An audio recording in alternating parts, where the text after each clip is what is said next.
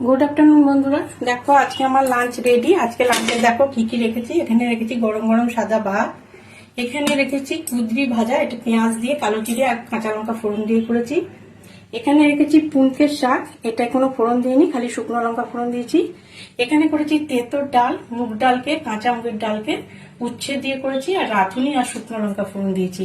আর ডাল দিয়ে খাওয়ার জন্য দু রকম ভাজা রেখেছি, পটল ভাজা আর কুমড়ো ভাজা রেখেছি।